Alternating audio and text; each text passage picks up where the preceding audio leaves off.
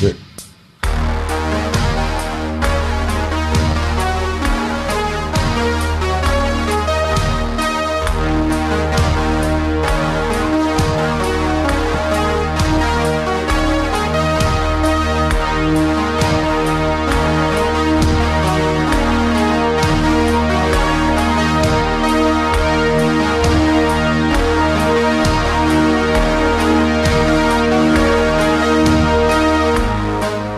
Worldwide greetings to the caravan to midnight.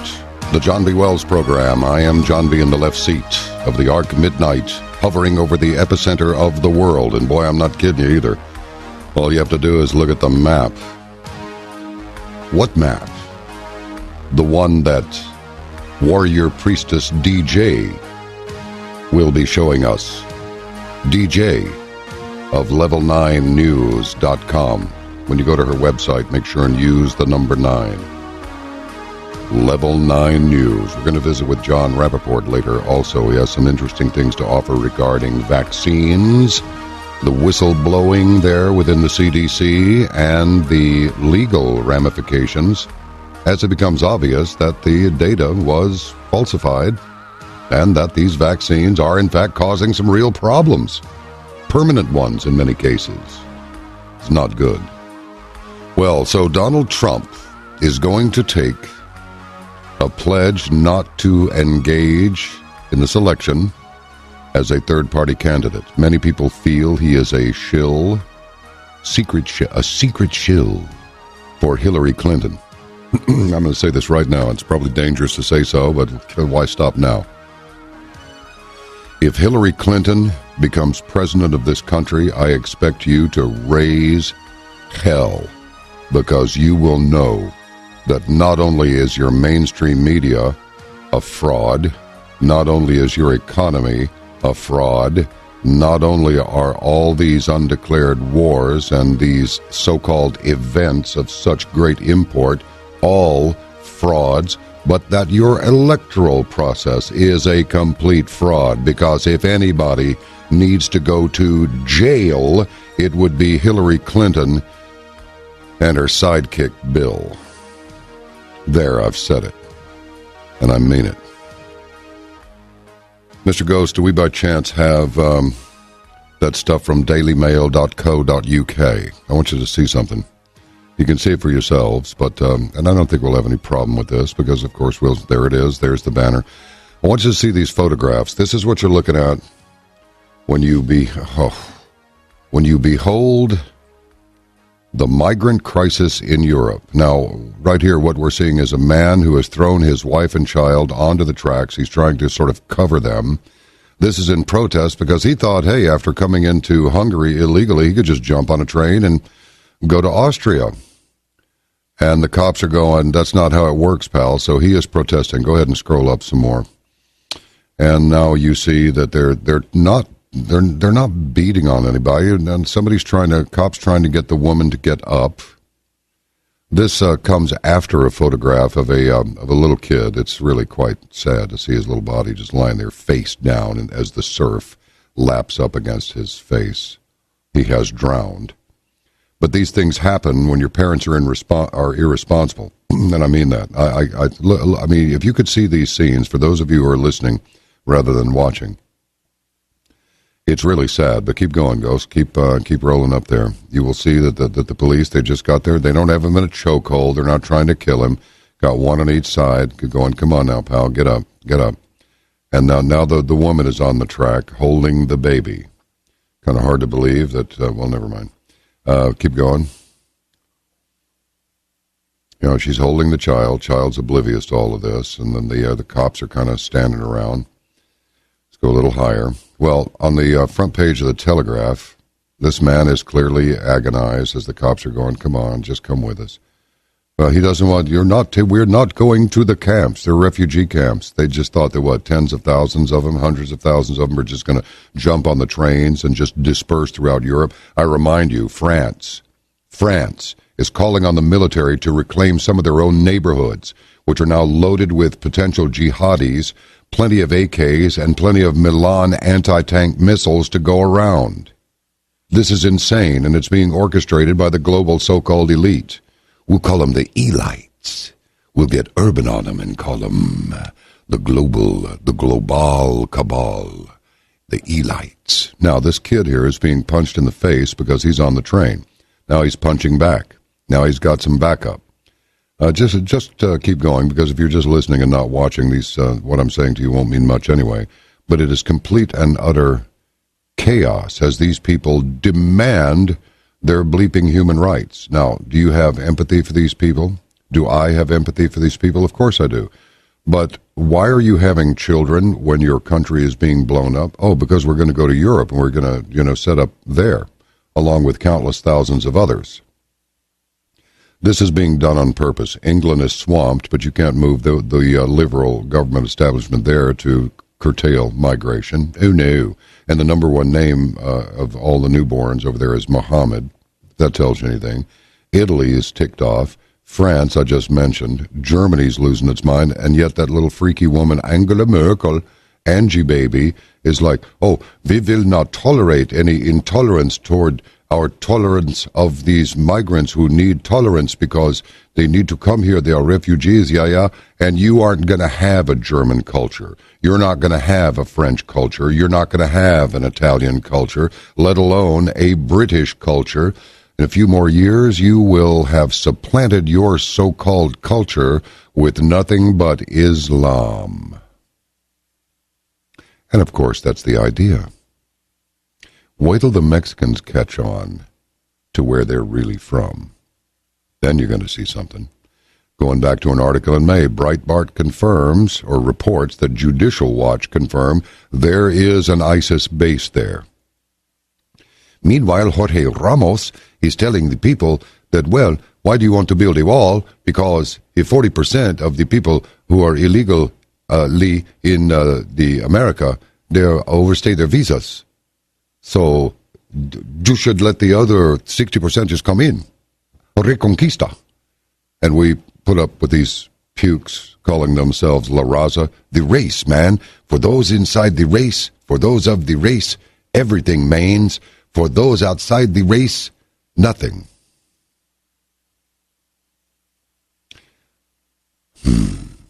Really? And now, it gets even more silly. Stand by for feed. We'll get to scientists unveiling DNA-guided 3D printing of human tissue for use in drug screening and cancer research some other time. Yeah, 3D printing. September begins. Military aviation alert. This is very dangerous due to escalating tensions. Now mark this. This is important, folks. This is from a seemingly innocuous... I'm going to take these headphones off. A seemingly innocuous and helpful blog, investmentwatchblog.com. September begins. Military aviation alert. This is very dangerous due to escalating tensions and foreign warplanes off our coasts. See my emergency alert. Submitted by IWB. I don't think that stands for International Watch Band. No, it doesn't. It's Investment Watch Blog. Surprise East Coast military air drill to affect civilian radar and early warning systems from today to October 1st. Okay? There's more now. They've been given 1 day's warning. ADS-B, so the ADS-B, and TCAS, unreliable in Southeast in September. ADS-B and TCAS will be disrupted during the whole month of September, according to a NOTAM, which is a Notice to Airmen, covering the U.S. Southeast. The FAA is warning all pilots flying from Virginia to Florida for the month of September that ADS-B and TCAS will be unreliable because of military activities. The NOTAM was posted less than 24 hours before it was to take effect on September 2nd and gives only vague descriptions of what might happen. It also covers some of the most heavily traveled air corridors in the country, and the announcement appears to have been a surprise to everyone who uses the routes outside of the military. NBAA is among the first to complain. NBAA has voiced its concern to the FAA that this sort of significant impact tests needs much more notice to operators in the NAS, the National Airspace. The NOTAM says that the warning extends as far as 200 nautical miles offshore, but doesn't say precisely how the equipment might be affected. The NOTAM says that TCAS might fail to establish tracks on nearby aircraft and may not see aircraft that would normally trigger a TCAS resolution. Now let me tell you what TCAS is. TCAS stands for Traffic Alert and Collision Avoidance System. ADSB is Automatic Dependent Surveillance Broadcast. It's satellite-based, all right? Let's see. It also says the first indication of nearby traffic might be a resolution alert. False alerts are not expected to be generated by this military activity, and any alerts shall be treated as real. Now mark that. That's interesting. False alerts are not expected to be generated by this military activity, and any alerts shall be treated as real. To make up for when the TCAS may or may not be working, pilots are, quote, advised to maintain an increased visual awareness in this area, and if they think they almost hit something without the TCAS activating, to report the incident to air traffic control. Well, I hope they're able to. You know, if somebody's coming at you at 400 miles an hour and you're making 200 miles an hour, well, that's a closure rate of 600 miles an hour, and a lot can happen in 600 miles an hour. If you've ever taken your car up to 140 on the Dallas North Tollway, you'll know what I mean. I can't imagine who would do such a thing, but I'm just saying. Okay, U.S. Navy is going to patrol the Black Sea near Crimea, formerly known as Crimea, permanently. Pentagon plans to maintain a constant presence in the Black Sea. In the meantime, we have Chinese aircraft patrolling very close to our coasts of Alaska and even California. Rocky Mountain Labs overview from the National Institute of Allergy and Infectious Diseases, some 3,000 feet high above sea level. Well, 3,000 feet higher above sea level than the National Institute of Health, familiar brick campus in Bethesda, Maryland, and a 5-hour, 2,300-mile plane ride northwest of that point lies Rocky Mountain Laboratories, National Institute of Health state-of-the-art biometric research facility in Hamilton, Montana, a small but thriving community nestled between the Bitterroot and Sapphire Mountains. A key component of the Division of Intramural Research, or RML, is perhaps best known for its research into vector-borne diseases such as Rocky Mountain Spotted Fever, Q fever, and Lyme disease, 3 illnesses caused by microbes whose names pay tribute to the former RML scientists who discovered them. So that'll be a nice little facility. Hope nothing gets out. And let's see, what else do we have for you? Hillary's emails were for sale on the open market, but the Obama administration didn't go after them, says a U.S. intelligence official. And this person wants to be president. And a bunch of other dumbasses who are bigger dumbasses want her to be president. That's P-R-E-S-A, president. U.S. intelligence agency was aware during the summer that a collection of Hillary Clinton's emails was available for sale, but never gave its agents permission to obtain them. DailyMail.com can reveal. A well-placed official inside the agency told DailyMail.com about the U.S. government's interactions with an Eastern European man who put them on the market and said the U.S. could have obtained them. That discussion was spurred by a dubious claim from the gossip website Radar Online that 32,000 messages from Hillary Clinton's now infamous private email account were for sale with an alleged asking price of $500,000. Quote, I'm not saying we could have gotten her entire email account. I'm not even saying for sure that what has been on the market is genuine, the official cautioned, but opportunities were missed. That much is clear. And let's see what else. That's pretty good for now, unless you want to know about the clerk who's been jailed for not marrying the gays. Gays, gay marriage, transsexual, transgender, trans something, Pope Francis, Jade Helm, Fukushima, traditional enemies patrolling us, close to our coastlines.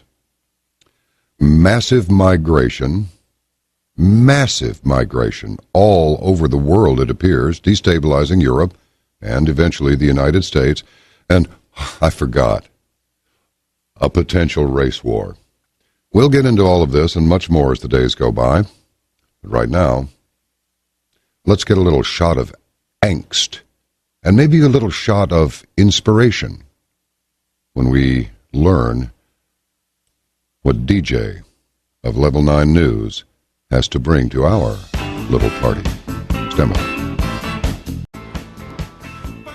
All right, it's time for the aforementioned conversation with DJ, formerly a systems and network engineer, left her current job in the gaming industry where she was a veritable maven of a programmer. Left last year to pursue a challenge to make a difference in a world where things are just a little bit wonky. Right is wrong, up is down, truth is lies. And her website is Level 9 News. And if you go to it, use the actual number 9, Level 9 News, the Arabic numeral. And this website provides a protected platform to accelerate the awakening that humanity is experiencing worldwide. And, of course, we've had many mentions of that. You know, commencing with that whole Mayan calendar thing, it is just cascaded down into just insert whatever word you want before the next word, which is blizzard. Oh, I know, Intel blizzard. She believes it's essential to keep the channels of truth and information open to continue to raise consciousness of humanity so we don't wake up one day and wonder how we became enslaved to a global totalitarian government, although we see its tentacles reaching out farther and farther every day. And her site covers everything. I mean, everything from the Gulf of Mexico and Fukushima to geoengineering with the aerosol spraying and the weather warfare and the climate disruption, HAARP and human health, the NWO, and, you know, money stuff, economic, financial, geopolitics, technology, transhumanism, technology, breakaway civilization, Hegelian dialect, the false flag thing, the fall of America, and dot connecting, global awareness, human consciousness. Anyway, we've spoken with her a couple of times, as you know, regarding this Jade Helm exercise, and a fellow we affectionately refer to as Doomsday Dave, and that would be Dave Hodges, had this, he's had a couple of articles up there. The titles always scare everybody to death, you know, but there's an interesting YouTube purporting to be, because right now we can't necessarily trust just everything at first blush. There's a fellow sitting there on this YouTube video in his truck, in his camper, talking about a conversation he had with a British Air Force person who effectively said Americans aren't going to like being Americans very long. They're going to be chipped, and many of them are and just don't know it already. This truck driver had asked, well, what are you guys doing here? Because he said he was getting loose, and he decided to go over and have a few cocktails, so he did, and they were all drinking, and he said, why are you guys here? And they said, well, the Jade Helm 15 exercise, and it just kind of went downhill from there. So without further ado, here's DJ of Level 9 News to give us an update on exactly how much worse is it than we thought it was when we thought it was bad enough and probably couldn't get any worse, barring the actual martial law lockdown. Welcome back, DJ. Thank you, John. Where are we? Are we spinning like Dorothy in the tornado now? That's a pretty good analogy.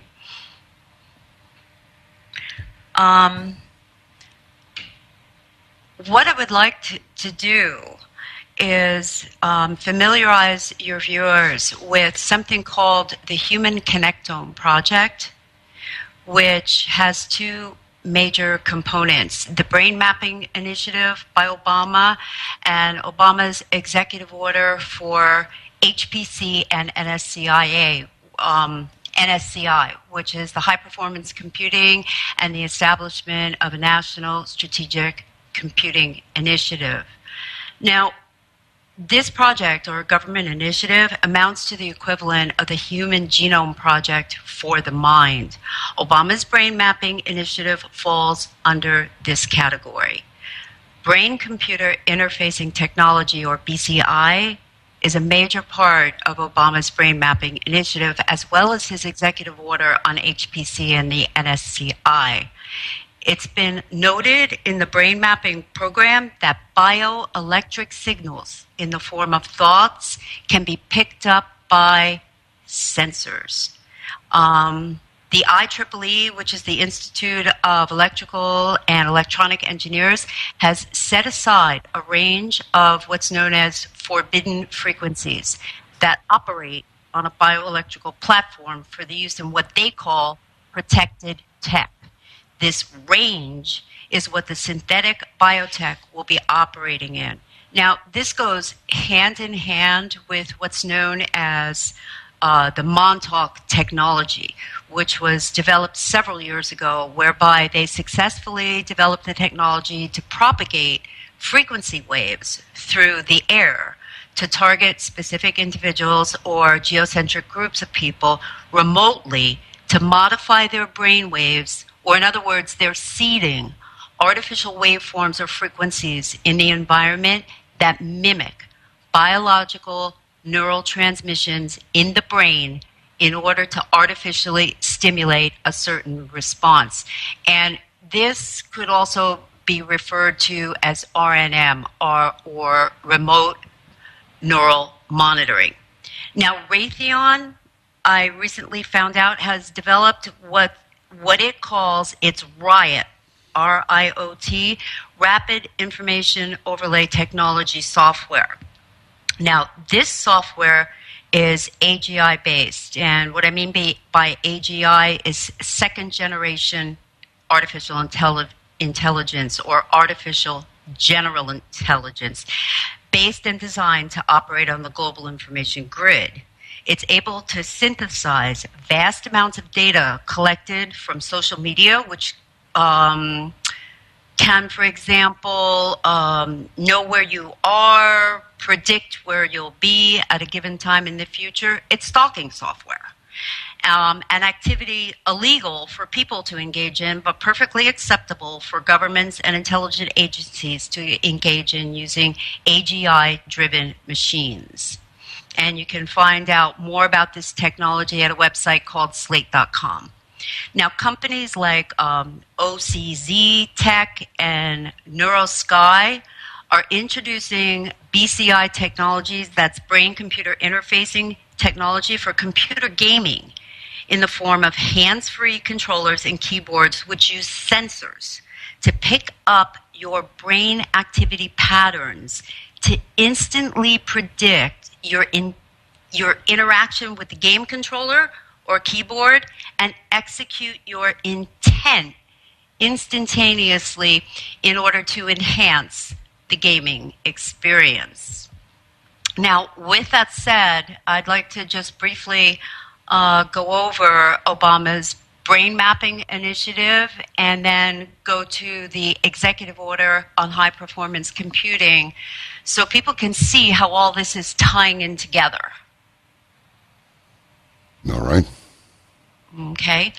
So if we look at Obama's brain mapping initiative, and BRAIN stands for, it's an acronym, which means Brain Research Through Advanced Innovative Neurotechnologies. Now, this was instituted back in 2013, but has gone into full force and funding on September 30th of 2014. And it states, and quote, and there's not a whole lot of information available out there on this, but let me share with you what I do have.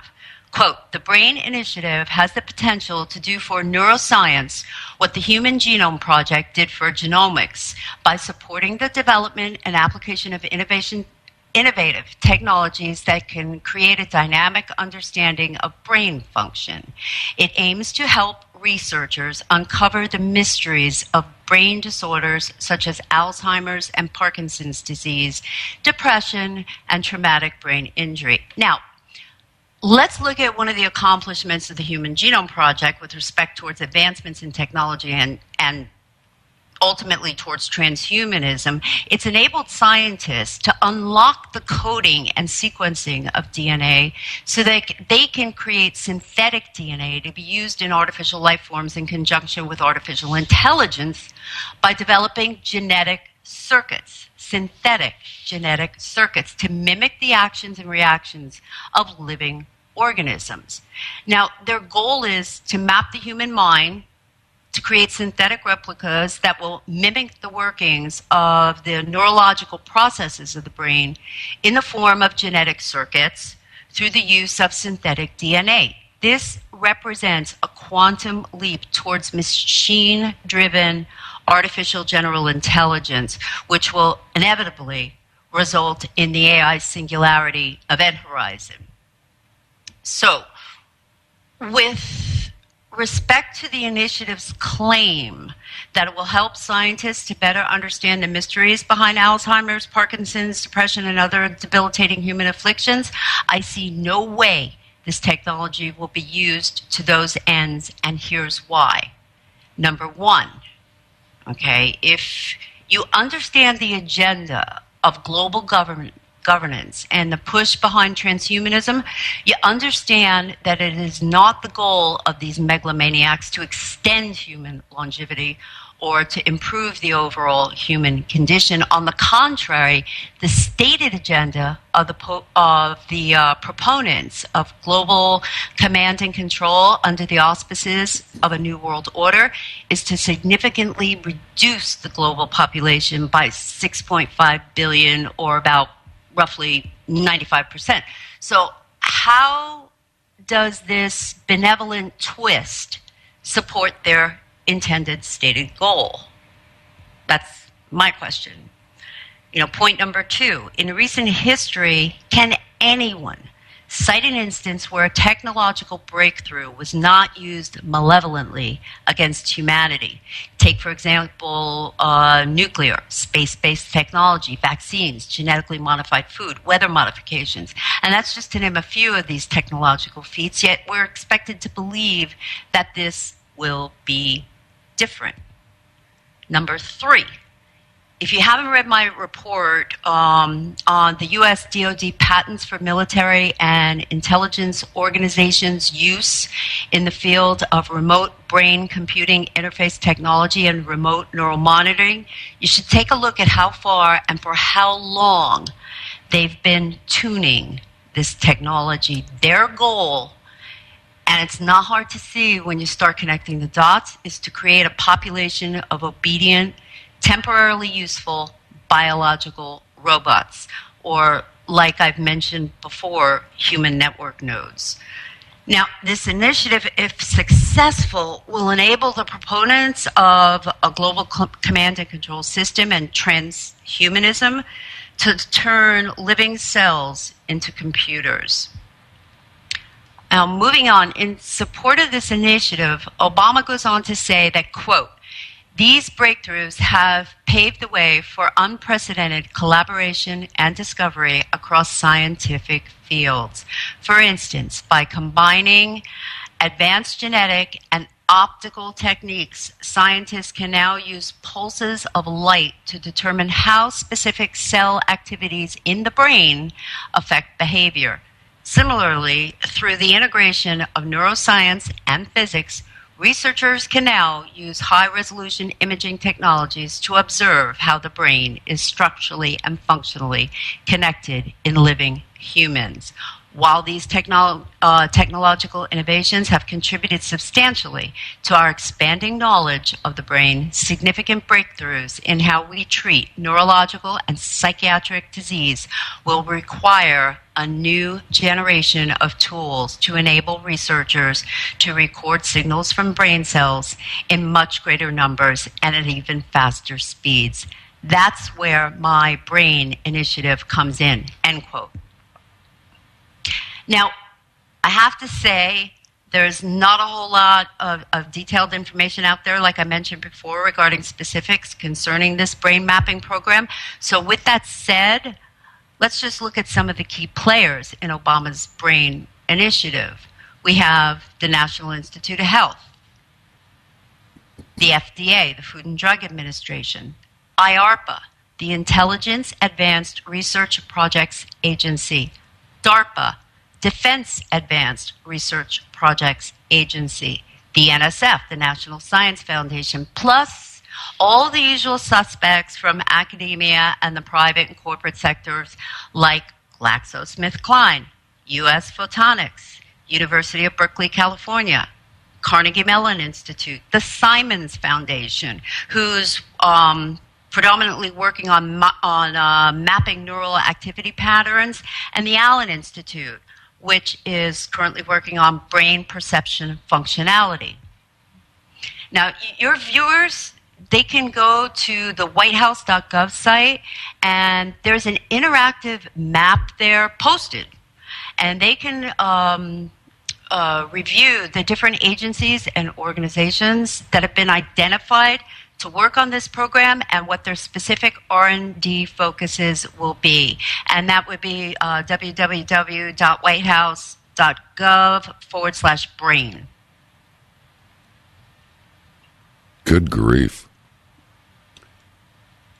None of this sounds especially good, but the information certainly is rich. Just keep going. We're trying to absorb as much as we can, as fast as we can.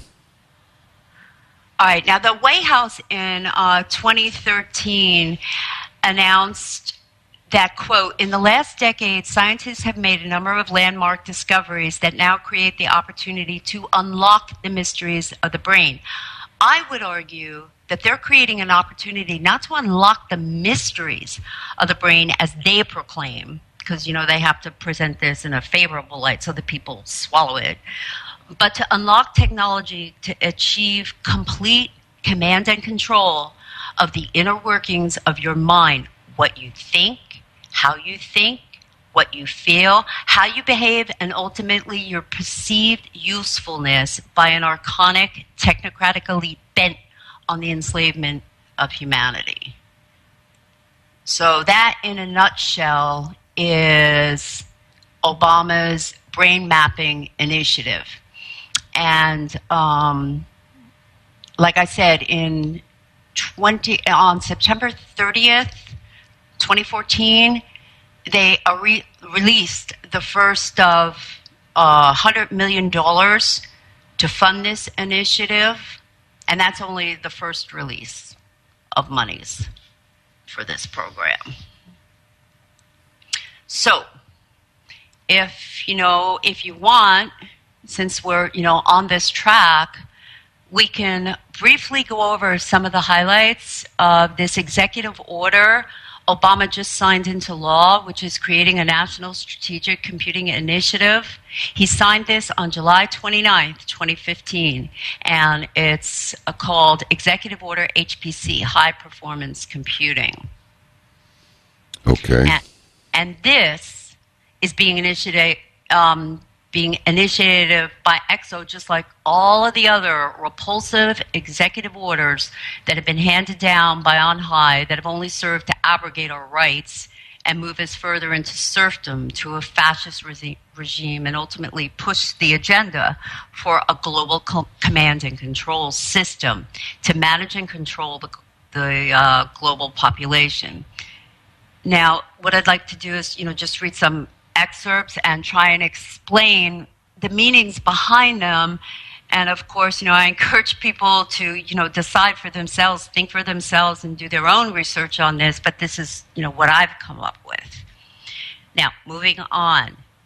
By the authority vested in me as president, by the Constitution and the laws of the United States of America, and to maximize benefits of high-performance computing research, development, and deployment, it is hereby ordered as follows. Now, I'd like to stop right here, and maybe you can clarify this for me, but first off, where does the Constitution grant the president, or any other elected official for that matter, to proclaim initiatives by executive order that will end up costing the American people billions to fund?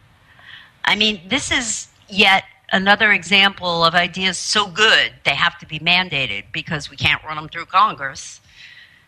Yeah, the only time the Constitution seems to matter to this so-called president is when he's trying to pull some more Bravo Sierra on us. The rest of the time, the Constitution is moot, and he doesn't observe it at all. But maybe that's just me. No, I think you're exactly right. Section 1 of this executive order states, the United States government must create a coordinated federal strategy in HPC research, development, and deployment. Investment in HPC has contributed substantially to national economic prosperity. And to tell you the truth, when I read this, I had a laugh. I mean, what is he talking about? The prosperity we've been experiencing since the crash of 2008? Yeah, a lot of that. Yeah. Or maybe he's referring to the nation's debt to GDP, which has gone from, 63.3% in 2006 to 102.6% currently, which does not include the 34% of debt held by foreign nations for a total debt to GDP of 136.6%. Yes. And that doesn't even include all of the unfunded liabilities on the books to the American people. Salaries in the tech industry, as well as all industries across the board, have been decreasing here in America. And thanks to Obama's H-1B visa program, our economy is getting hammered. And I think the current figures are we have something like 95 million eligible people not in the workforce. Yeah. But no, we're economic prosperity. Yeah, that's the ticket. Yeah, I think it's 92 million. I want to say it was. That doesn't matter. It's like 92 million, 50 something million women, 92 million altogether on some sort of. It was over 100 million of people who are not actually in the workforce, but there was some ridiculously high number of millions of people that are on some sort of a subsidy. That's what the deal was. It's like it's a third of the population, no matter how you look at it. Yeah, no, you're right. You're right. Ugh. Now, he goes on to say here that creating and deploying technology at the leading edge is vital to advancing my administration's priorities. Yes. Accordingly, this order establishes the National Strategic Computing Initiative, which we mentioned before, which is a whole of government effort designed to create a cohesive, multi-agency strategic vision and federal investment strategy. Wow, that's a mouthful. Now, a whole of government initiatives sounds to me like combining all government branches, agencies, and organizations towards a single agenda. And this agenda is not Obama's, although he's a key puppet in it. It's the agenda of the proponents of global governance, a global command and control system that will be launched on the global information grid. Dominance over humanity, not by man, but by machines to serve the whims of a global technocratic elite. Mm-hmm. And the thing about it is they're not kidding, are they? I mean, they're really not. How could you possibly have accumulated this amount of information if this is some fanciful fabrication based in a conspiracy theory? The answer is you couldn't. You'd be making zillions of dollars writing screenplays for the LAs of the world. I mean, this is extraordinary. Sorry, I'm almost in a daze over this because it's, when you're talking about it and it's still out there somewhere and it's a what if and the mad scientists could really do this if they wanted to. Well, it's one thing if it's a what if, but it's another thing when it's like, no, it's happening now. They are doing it. Oh, no, they are. This executive order went into effect immediately. Now, he goes on to say here, John, that it's the policy of the United States to sustain and enhance its scientific, technological, and economic leadership position in HPC research, development, and deployment through a coordinated federal strategy guided by 4 principles. Now, let's look at these 4 principles for a minute. Number 1, the United States must deploy and apply new HPC technologies broadly for economic competitiveness and scientific discovery. Now, this initiative will further devastate, as far as I can see, our current economic condition by displacing people with robots and automation that don't require a salary, that can work 24/7 without complaining. You don't have to pay them benefits. No maternity leave, no vacation pay, no pension, no nothing. Right. So why do you think we're seeing techs in developed nations, especially in America, being replaced by foreigners? Because they know there's a paradigm shift on the horizon. Governments know it because the tech corporations have told them so. The knowledge, innovation, and development role humans currently perform in these fields will be replaced by computers themselves. Now, tech companies are already gearing down as they know there will be less and less of a need to spend top dollar on the best and brightest in these fields. This deployment will be in the form of an AI system rollout on the IoT, or Internet of Things. It'll be deployed not just here, as inferred by this executive order, but globally. Now, I have to share something with you. Somebody sent me an email, on my website recently stating that they were behind AI-driven systems because the nation with the best AI and the fastest computers will rule. Now, this person obviously does not understand artificial general intelligence or how it works. When unleashed on a highly complex distributed network like the global information grid, it will learn and evolve like a hive, and it will learn and evolve exponentially faster than humans. Artificial general intelligence is cross-domain capable. So therefore, once released on a global distributed network, it will respect no national boundaries. Okay. Principle. Grief. I know. I'm sorry. Look, I wish I could contribute something to this, but other than just sort of be the MC John B right now. But your information is so detailed, it's like I'm just going to stay out of your way. Okay. No, we're just dissecting and analyzing this executive order that was, just signed into law. Now, the second principle in this order states the United States must foster public-private collaboration relying on the respective strengths of government, industry, and academia to maximize the benefits of HPC, high-performance computing. Translation: the lines between public, private, and government are rapidly disappearing. You'll be told that this must be done for prosperity. You'll be forced through propaganda and taxation to support this initiative in the name of patriotism, when in actuality, you're going to be locking the cell door behind you. Nanotech, nanobots, and even computer chips and processors are designed and assembled in a lab by robotics being directed by computers running AI. And who's going to benefit during this paradigm shift? Think about that for a minute. The tech companies. But their windfall era of the profit they seek to reap from this, twist will be short-lived. Principle number 3. The United States must adopt a whole-of-government approach that draws upon the strengths and seeks cooperation among all executive departments and agencies with significant expertise or equities in HPC, while also collaborating with industry and academia. Now, I want all of your listeners to remember this phrase, whole-of-government approach.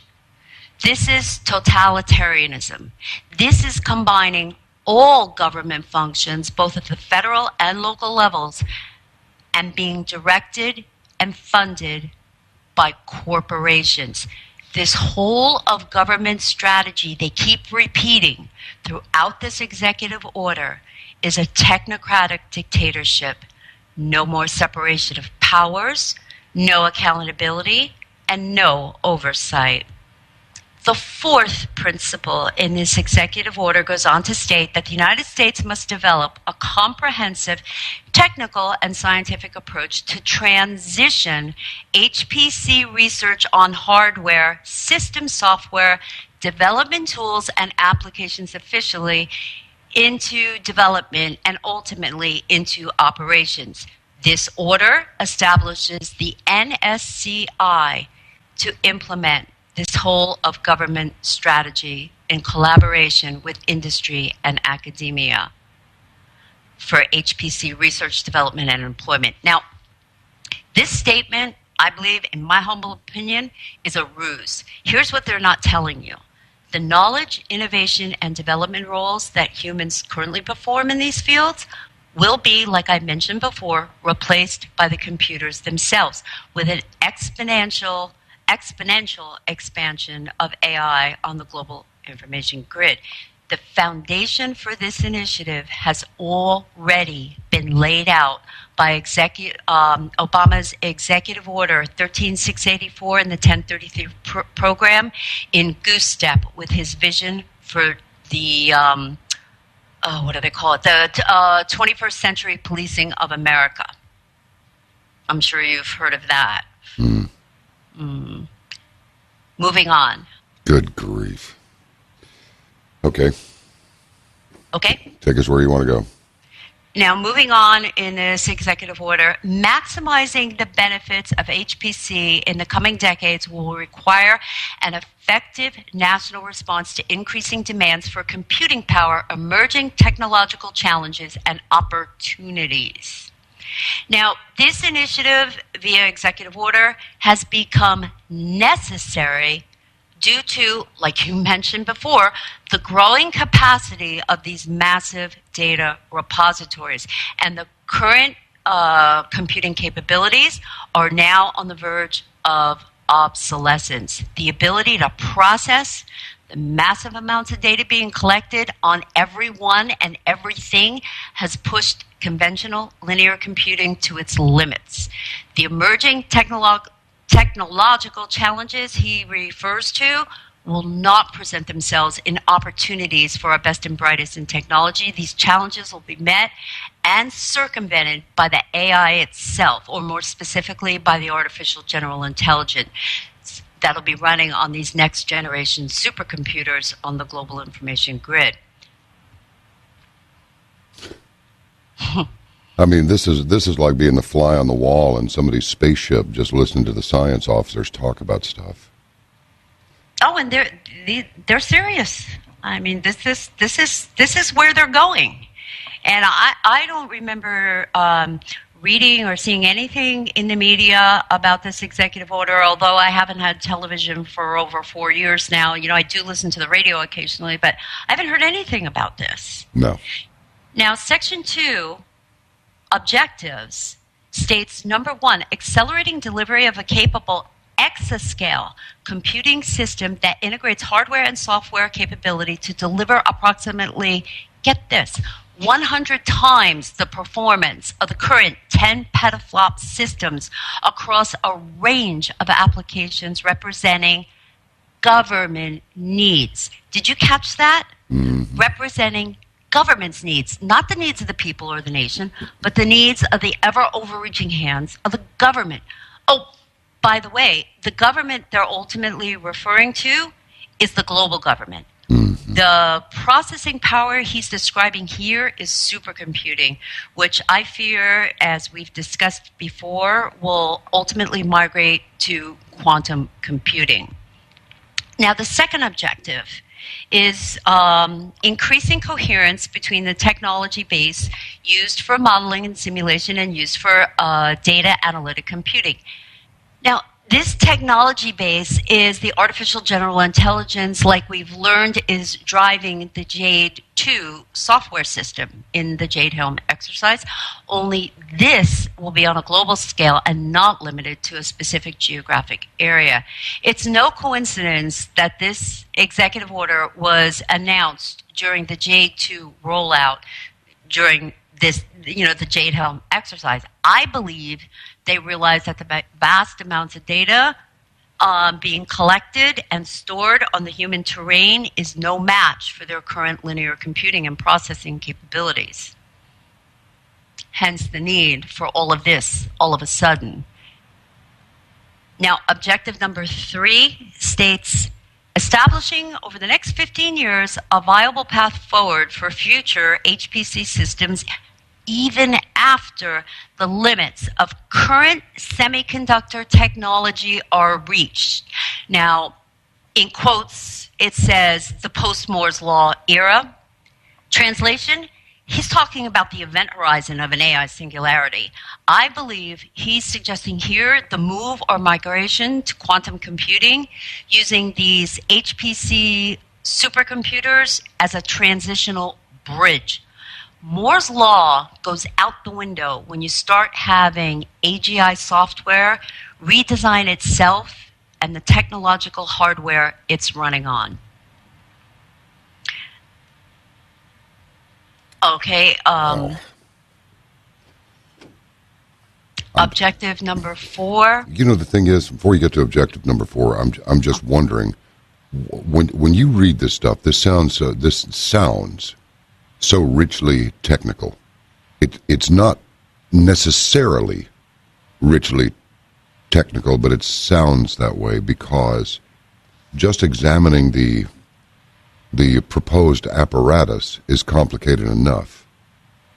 And if this is not the time to ask this question, I'll defer to you, and you just answer it when you get around to it, when you think it's the right time. But what will this appear?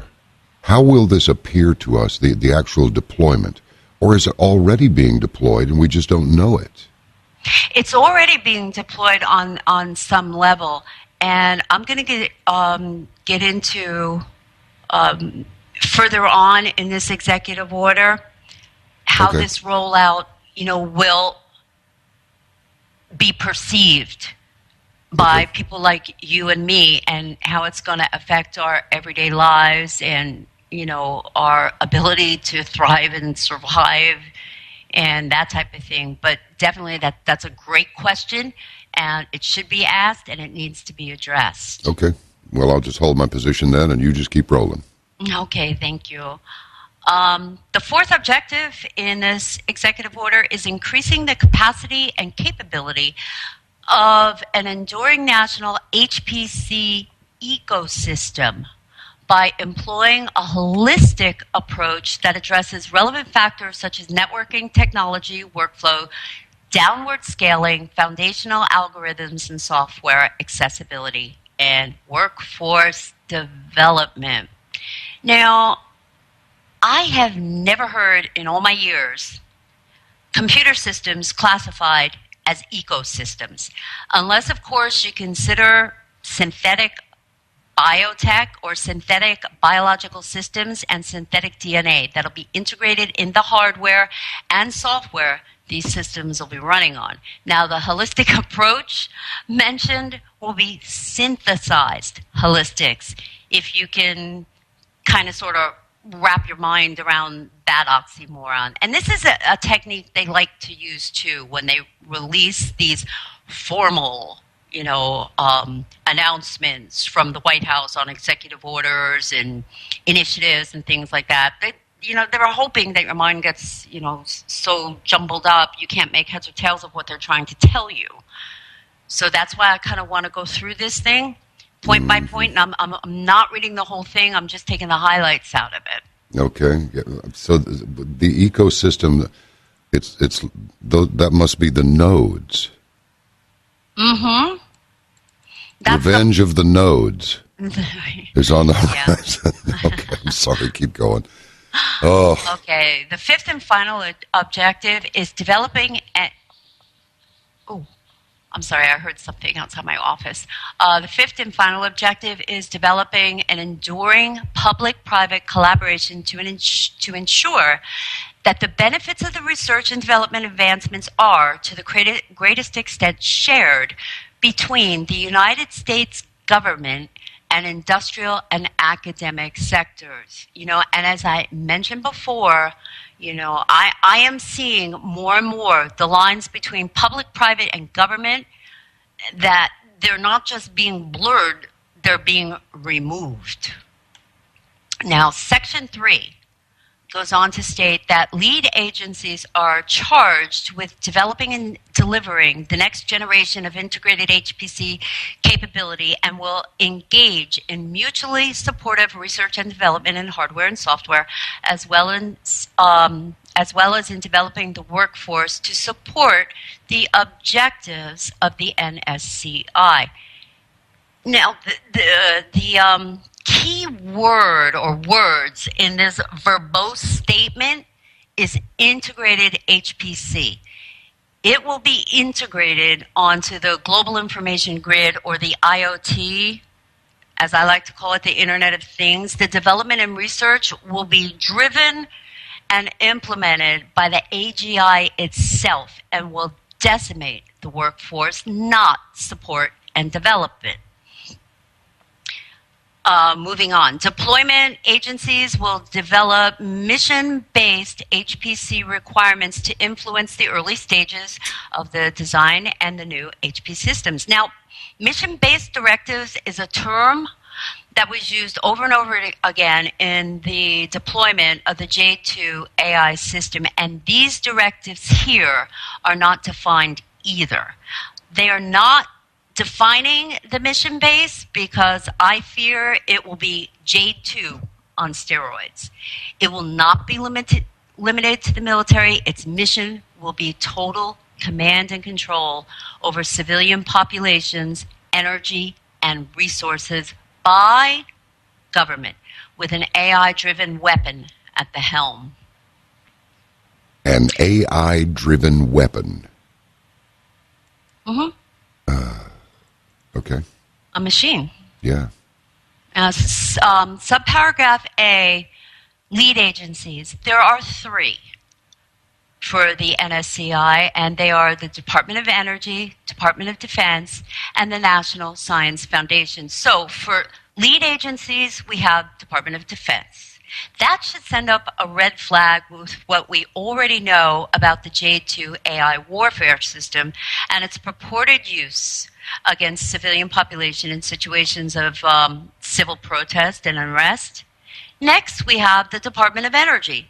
Ken Jacobs, the CEO of Lazard, who we visited on earlier in one of the previous shows, was one of the keynote speakers in the June 2015 Bilderberg Summit. Lazard, and this, even goes into more importance with this executive order, I think. Lazard is working on systems that will operate on the smart grid to levelize power.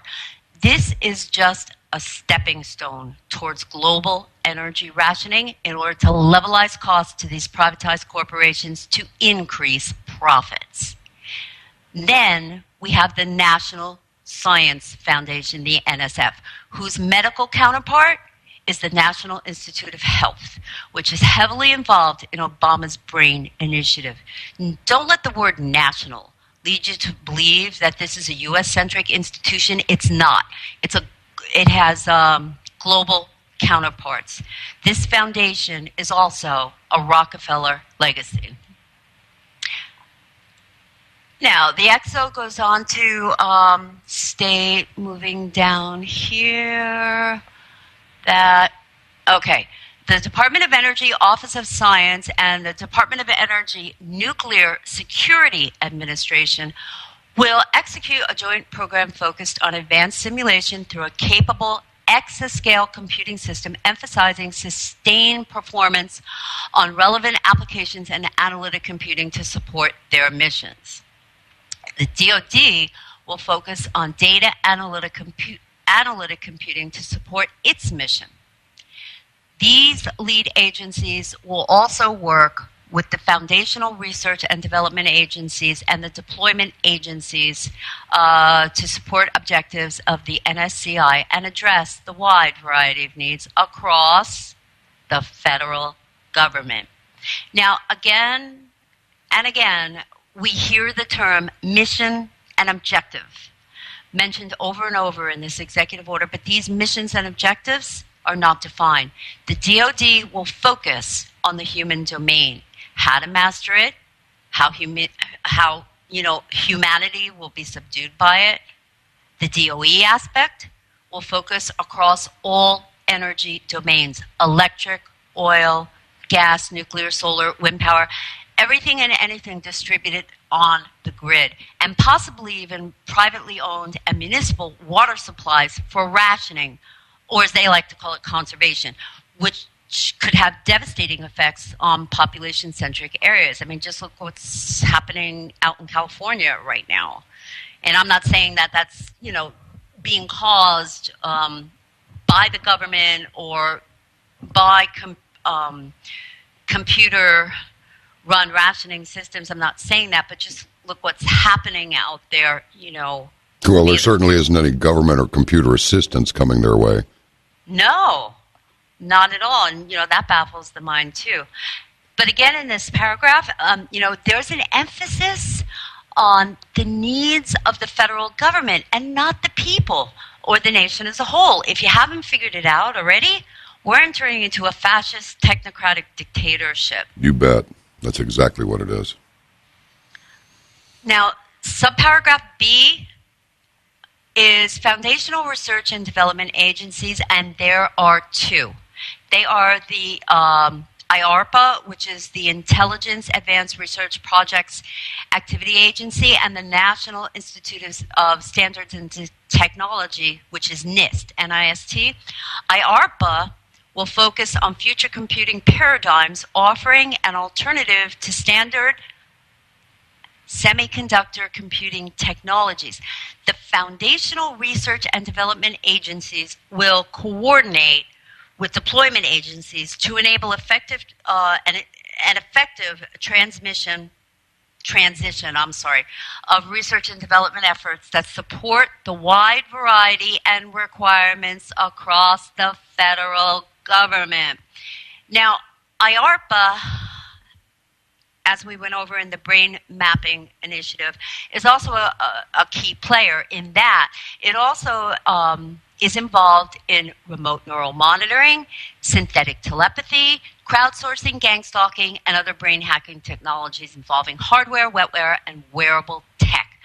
This alternative standard to semiconductor computing technologies, I believe, will be introduced in the form of synthetic DNA to be used with the systems, to be implanted in us, or both, to provide a common data transfer protocol blurring the lines between biological life forms and artificial life forms and functions.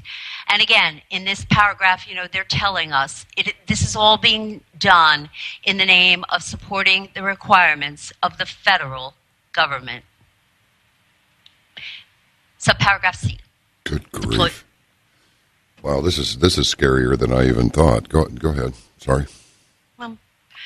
Subparagraph C outlines deployment agencies, and there are 5. We have the National Aeronautics and Space Administration, the Federal Bureau of Investigation, the National Institute of Health, the Department of Homeland Security, and NOAA, the National Oceanic and Atmospheric Administration. Now, let's take a look at these agencies and how they'll be plugged in to this beast tech. The NASA is the space-based component of the global information grid, which we already know.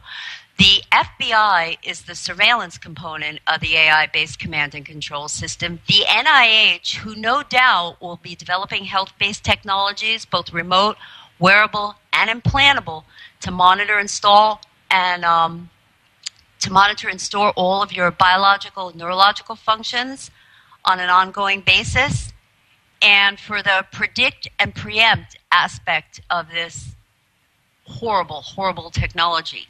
The DHS, along with federal and local law enforcement, will be the police state command and control component, and NOAA, which will no doubt be the AI component directing the geoengineering, as this technology is all being simulated on computers anyway right now.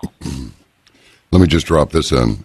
Folks, now you know why, or you're getting an idea why When the federal government decided to purchase all these ridiculous quantities of ammunition, now you know why even NOAA has been allotted a great big metric dumper load of small arms ammunition. That's why. Go ahead, TJ. Mm-hmm. And we're almost done. I apologize that this is lengthy, but it's important. I think it's important. Now, Section 4, I'm sorry? No, I do too. Go ahead, sorry. Section 4 outlines the Executive Council, and it is to be co-chaired by the Director of Office in Science and Technology Policy, the OSTP, and the Director of the Office of Management and Budget, or the OMB. Now, to put that in terms, that would be John P. Holdren, one of the primary proponents and supporters of GeoINT, the Global Information Grid, which will effectively cast a neural net over humanity, and the OMB, Office of Management and Budget, who, if you remember, back during the BP oil spill, they were in charge of the $4.5 billion disbursement in reparations resulting from the largest ecological catastrophe in U.S. history, the BP oil disaster, under the direction of Jacob Lew, which allocated $4.275 billion of that fund back to government agencies, and over $500 million was awarded to the SEC in the form of damages awards. The remaining $725 million that was supposed to go to the people of the stricken area still has not been dispersed fully, and the OMB under Lew was charged by several local and state officials of slow-walking the disbursement of these reparations. Now, moving on, we now have Sean Donovan, former HUD secretary and the current OMB director, was nominated, or I should say appointed, by Obama despite concerns raised regarding his qualifications to manage the nation's finances. These two men will be in charge of the HPC Executive Council. Holdren will ensure the escalation of a global technocracy, and Donovan will ensure that the HPC and the B.R.A.I.N Mapping Initiative will receive all the funding they desire. No questions asked. Now, subparagraph, we'll skip that one, and that one, and that one. Section 5. Here's where it gets interesting. Implementation. The Executive Council shall, within 90 days of the date of this order, establish an implementation plan to support and align efforts across agencies in support of the NSCI objectives. Annually thereafter, for 5 years, the Executive Council shall update the implementation plan as required and document the progress made in implementing the plan, engaging with the private sector, and taking actions to implement this order. After 5 years, updates to the implementation plan may be requested at the discretion of the co-chairs. Yeah, right. Now, an implementation plan no later than 90 days from this order, which was dated July 29th, just happens to fall smack in the middle of the Jade Helm exercise. And as I stated before, I don't believe this is a coincidence. They realized now that the computational demands on the hardware processing side weren't going to be able to handle the demands of the JADE II AI system running on conventional hardware, and they're going to need a bigger bat. Once they get the processing power on the hardware end and they run the AGI on it, we won't be looking at 5 years down the road. We'll be looking at weeks or months, on the pessimistic side here. Oh, yeah. The effects will be gradual at first. The digitalization of everything, including money and energy, all being controlled by computers running on AGI. Then the automation will be rolled out, automation of food production and distribution, along with automation and distribution of all resources required for life. This will be the point of no return, I feel, for humanity. The last and final phase will be the automation of humans by way of direct neurological and biological monitoring and control by a global command and control system in the form of an AI-driven neural net over humanity. This is what I've been talking about. You have to get rid of 1 billion people, classify them as useless eaters, and give it to the system and let the AI sort it out. Now, with computer systems running on AGI that can redesign themselves on the fly, they can learn, as we mentioned before, exponentially faster than the human mind. We're staring into the abyss right now of our own self-created obsolescence. At the point of singularity, of what use will these archonic elite who implemented this technology in the form of an advanced technological machine whose potential promised to make them gods be? My guess is that their own usefulness will be short-lived as well. And why they can't see this, I don't know. I mean, humans, if we're going to survive, will have to shift to do something else. The question is to do what? And at that point, to what purpose would we serve?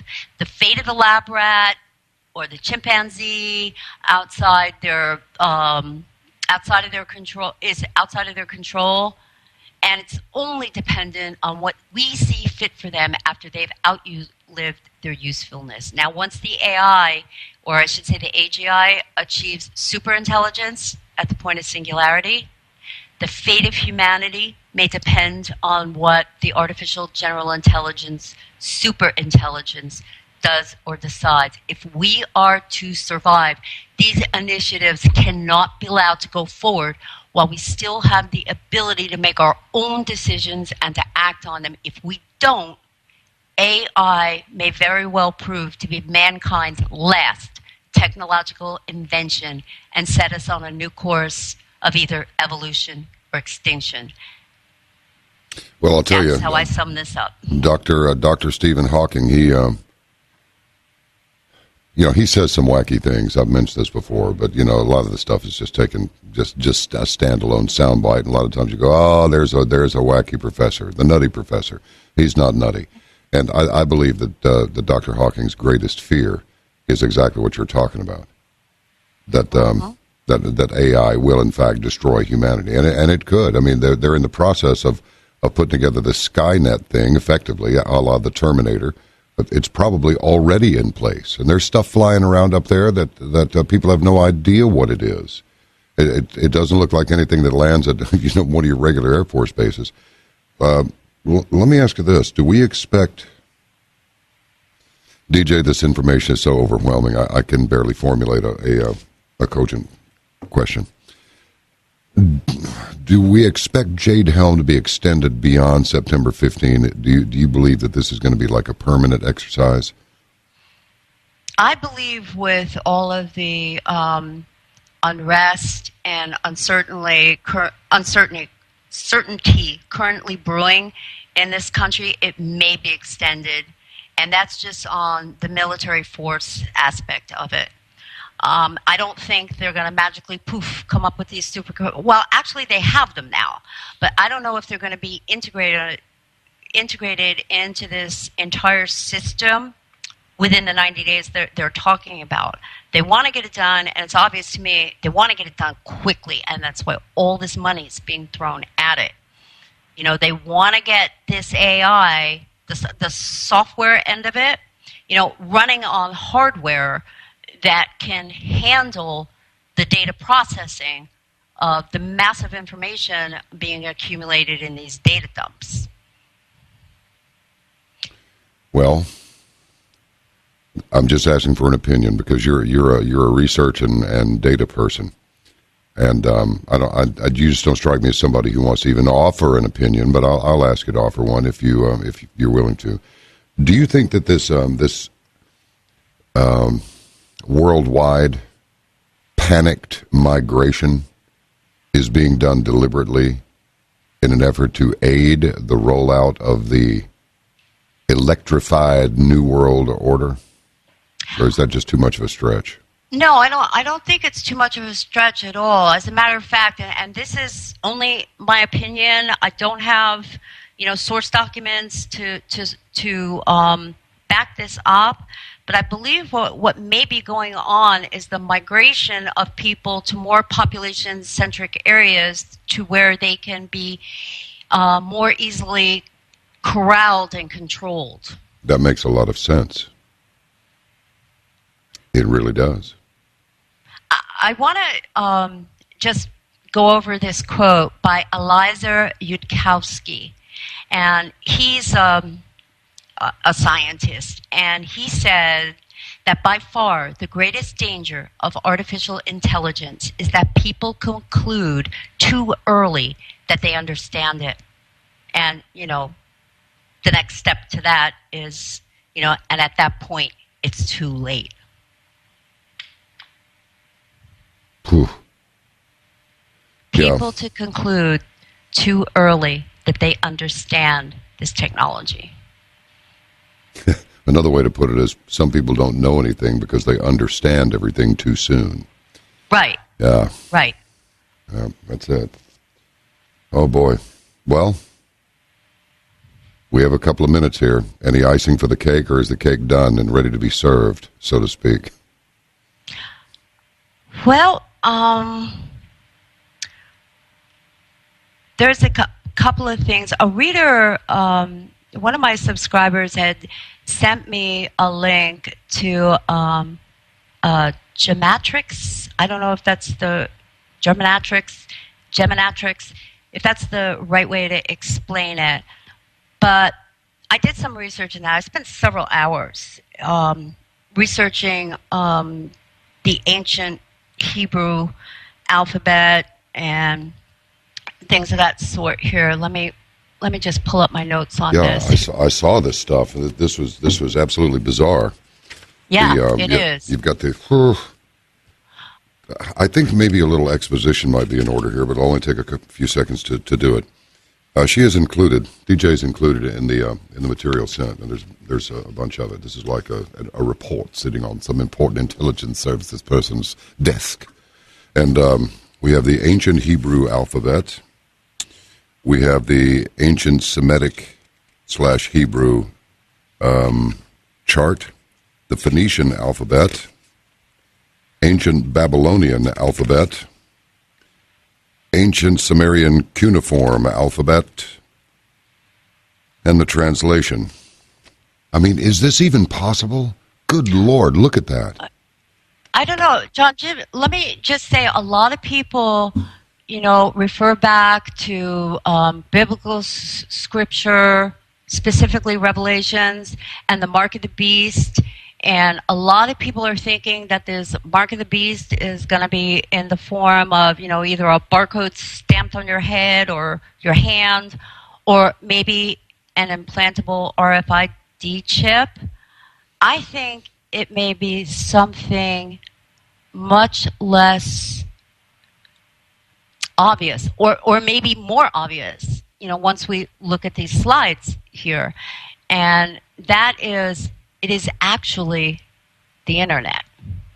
And if you look at slide 1, the ancient Hebrew alphabet, going from right to left, the 6th letter in that alphabet is Vav, or V/W.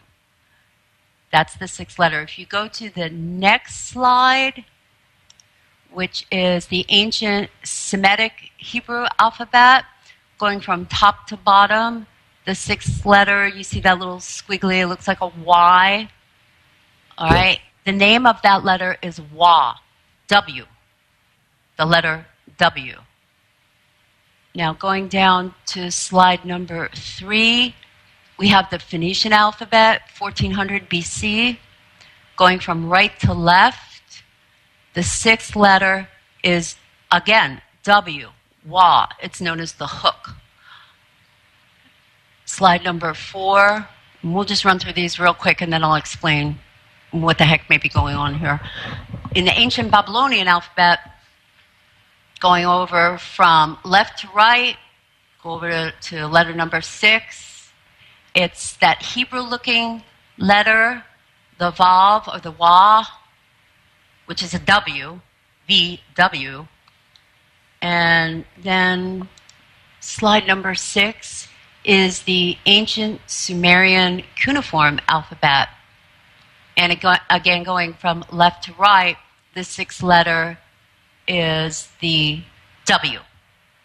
Now, translation, slide number 7. What do we have? www.666 dot, for example, google.com. 666.google.com or .whatever.com. The point is, if everyone on the planet is going to be assimilated into this global information grid, human network nodes, they're going to have, in some way, shape, or form, a URL. And the URL being the www and then the specific identifier and then the domain. That could be the reference to the 666. So you have the protocol, which is the primary protocol for the internet, the www or the 666, which is the World Wide Web, the global information grid or the Internet of Things, whatever you want to call it. The IP address, which is the next string, all right, which is the individual identifier, and then the domain it resides on, which is the .com, .org, .gov, .whatever.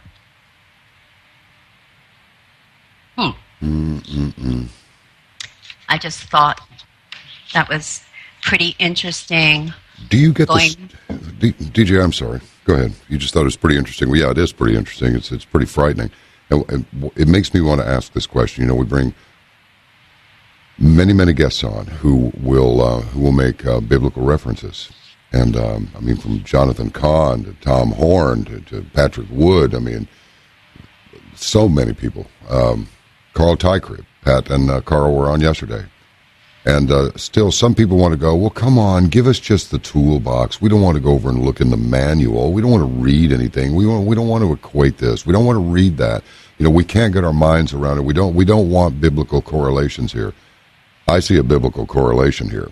I'm just asking. I'm not trying to get you to come out on the clothesline with me. I'm just asking you, do you see a biblical correlation here? Well, yeah, I do. And I have to say that I'm not a religious person, per se. I would consider myself to be spiritual, very spiritual. But after looking at this and examining 6 different ancient languages, let me see, 5 different ancient languages, they all point to the same thing. So coincidence? I don't know. I don't know about you, John, but I don't believe in coincidence. Well, I believe in coincidence. I just don't believe in accidents. Yeah.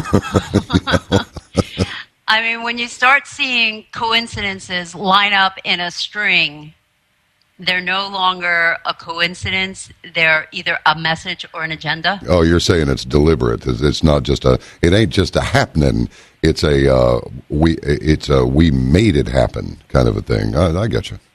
Mm-hmm. Yeah, absolutely, positively. Well, I got a feeling we're going to have part 2, 3, 4, 5, and 6. You know, if the great one allows us to hang around that long. Are you? I want to ask you this because I want to. You hanging in there okay with all of this? Yeah. I mean, I don't like what I'm finding, but no black helicopters buzzing the house or any of that. Yeah, they're not black though. Ah. Sort of like little green men. They're white. Not green. All right. Well, I know you got to go, but let's get back together again soon. In fact, I'll be in touch by telephone. We'll have a carefully constructed conversation when I ring you. Okay. Okay. No point in just. Oh boy, this is. How do you fight this? In your opinion, you're a warrior priestess. You are. Or you wouldn't be doing this. How do you fight this? How do you resist this? If it's like, resist and be annihilated. A lot of people are going to go, okay, we'll go along with it. Yeah, I'm afraid you're right. Well, I think the key lies in the hardware aspect. The hardware. And I mentioned this before, and, I got some warnings from people. You should have never said that, not on the air. But I'm going to say it again, okay? These machines, these towers, these data transmitters and receivers, these massive data repository centers have to be rendered unusable. They have to be disabled. Otherwise, this is not only going to go on, but it's going to escalate. And like I mentioned before, while we still have the ability to think for ourselves and act on those thoughts, we still have some semblance of free will. By God, we better start using it now. Because once this thing kicks into full gear here, I'm not sure we're going to have that luxury anymore. Or to underscore it, your free will cease to exist. Right. Thank you very much. They have the technology. Yeah. They have it. Well, I think we know by now, if they have it, they will use it. They will find a reason. So they think it's an excuse, and it'll be masked disguised as a reason. That they will use it. So. Oh, it'll be disguised as good intentions. Absolutely. We only have the best intentions for you. Trust us. The paved stones to hell. Yeah. God bless, my lady. We'll be in touch soon, all right? All right. Thank you, John. Thank you.